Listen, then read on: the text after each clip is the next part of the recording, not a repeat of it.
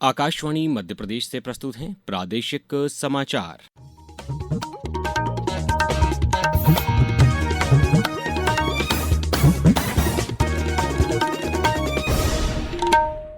नमस्कार, समाचारों के साथ मैं अभिषेक कटियार। सबसे पहले इस बुलेटिन के मुख्य समाचार। प्रधानमंत्री नरेंद्र मोदी का इंडोनेशिया की राजधानी जकार्ता में भव्य स्वागत। दोनों देशों के बीच द्विपक्षीय चर्चा और आपसी साझेदारी में हुई प्रगति की होगी समीक्षा। मुख्यमंत्री डॉक्टर मोहन यादव ने भोपाल के सतगड़ी में स्मार्ट इंडस्ट्रियल पार्क की आधारशिला रखी। कहा, बड़ी अर्थव्यवस्था वाले देश भी मध्य प्रदेश में कर रहे निवेश।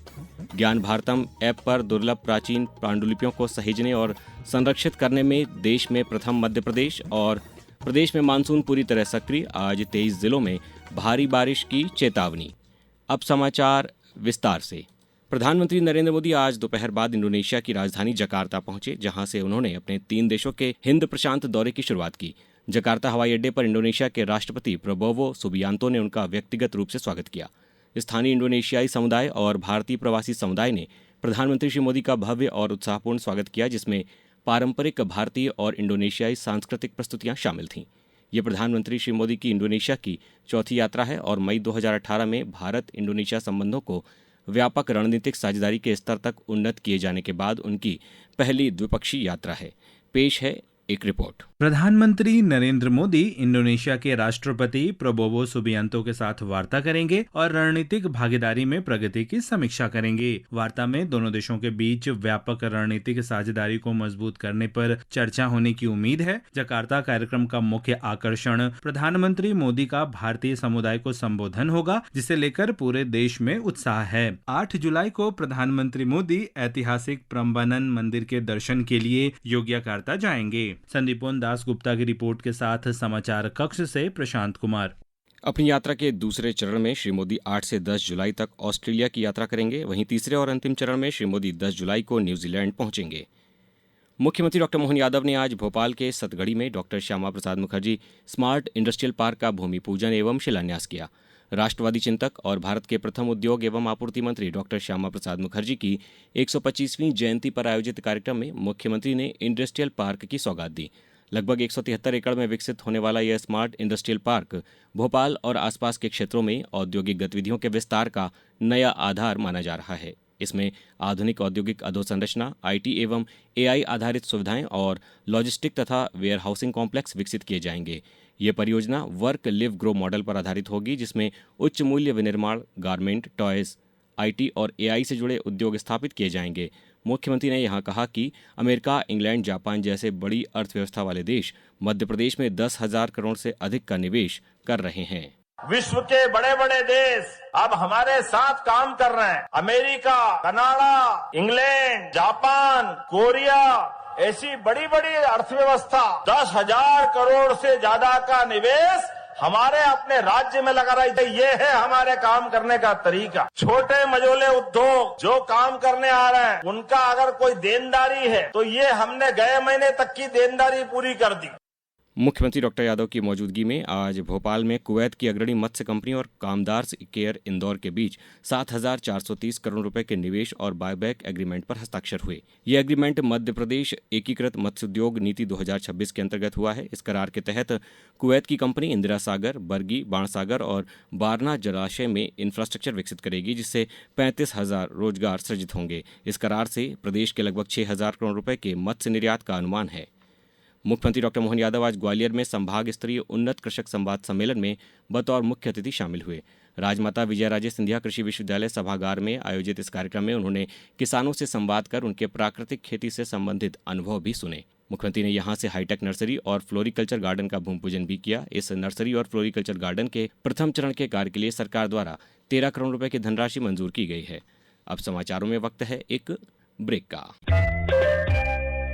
ये समाचार आप आकाशवाणी मध्य प्रदेश से सुन रहे हैं। ये समाचार बुलेटिन YouTube पर Madhya Pradesh news all India radio channel पर और फेसबुक के साथ ही X प्लेटफॉर्म पर AIR न्यूज भोपाल पेज पर सुने जा सकते हैं। इसके अलावा आप हमारी वेबसाइट newsonair.gov.in पर या न्यूज ऑन AIR ऐप पर भी समाचार सुन सकते हैं।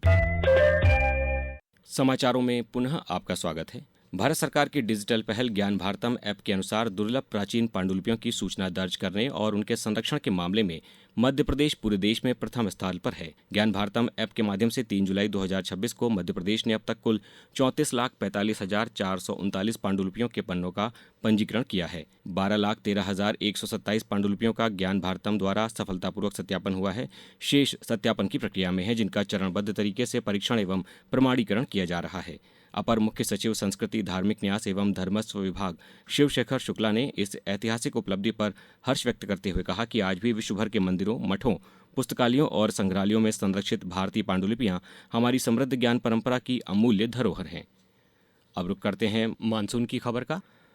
प्रदेश में मानसून जमकर बरस रहा है। आज प्रदेश के 23 जिलों में अति भारी और भारी बारिश का अलर्ट जारी किया गया है। मौसम केंद्र भोपाल के मुताबिक आज सागर, दमोह, बैतूल, देवास, अलीराजपुर, उमरिया, सिवनी, छिंदवाड़ा और अनूपपुर में अति भारी बारिश का ऑरेंज अलर्ट जारी किया गया है। वहीं रतलाम, उज्जैन, धार, शाजापुर, सीहोर, विदिशा, गुना, नर्मदापुरम, नरसिंहपुर, जबलपुर, मंडला, बालाघाट, डिंडौरी और पन्ना में भारी बारिश हो सकती है। इसके अलावा ग्वालियर, भिंड, मुरैना, दतिया और शिवपुरी सहित प्रदेश के बाकी जिलों में भी कहीं तेज तो कहीं हल्की बारिश की संभावना जताई गई है।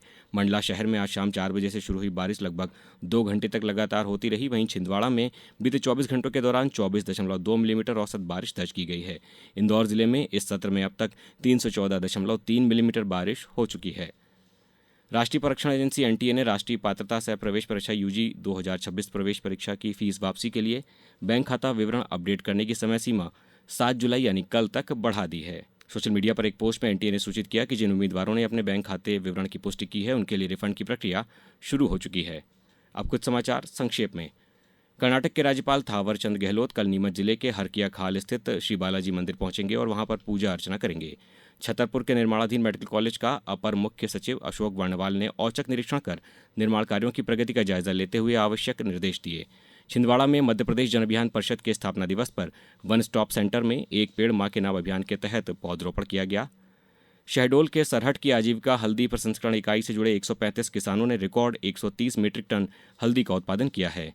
बैतूल विद्युत वितरण कंपनी द्वारा 8 जुलाई को टैगोर वार्ड के आंगनबाड़ी केंद्र में विशेष शिविर में बिजली संबंधी समस्याओं का निराकरण किया जाएगा। सीहोर जिले के आष्टा पचोर शुजालपुर मार्ग पर एक कार और ट्रक की टक्कर में 5 लोगों की मौत हो गई, जबकि 4 यात्री घायल हो गए हैं। खंडवा में 7 दिवसीय सिविल डिफेंस स्वयंसेवक प्रशिक्षण का आज शुभारंभ किया गया। कटनी पुलिस द्वारा सेफ क्लिक 2.0 साइबर जागरूकता अभियान के तहत मैराथन दौड़ का आयोजन किया गया। अशोकनगर पुलिस ने 88,000 रुपये के नकली नोटों के साथ 3 आरोपियों को गिरफ्तार किया है। शौर्य स्मारक भोपाल में कल आदिवासी क्रांतिवीर स्मृति महोत्सव का आयोजन किया जाएगा। इस कार्यक्रम में देश के 50 से ज्यादा वक्ता काव्य गोष्ठी के माध्यम से आदिवासी क्रांतिकारियों को श्रद्धांजलि अर्पित करेंगे। अंत में मुख्य समाचार एक बार फिर। प्रधानमंत्री नरेंद्र मोदी का इंडोनेशिया की राजधानी जकार्ता में भव्य स्वागत। दोनों देशों के बीच द्विपक्षीय चर्चा और आपसी साझेदारी में हुई प्रगति की होगी समीक्षा। मुख्यमंत्री डॉक्टर मोहन यादव ने भोपाल के सतगढ़ी में स्मार्ट इंडस्ट्रियल पार्क की आधारशिला रखी। कहा, बड़ी अर्थव्यवस्था वाले देश भी मध्य प्रदेश में कर रहे निवेश।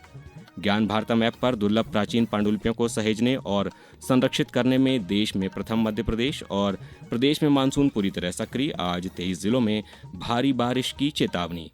इस बुलेटिन में बस इतना ही। अगला बुलेटिन सुनिए सुबह 7:10 पर। नमस्कार।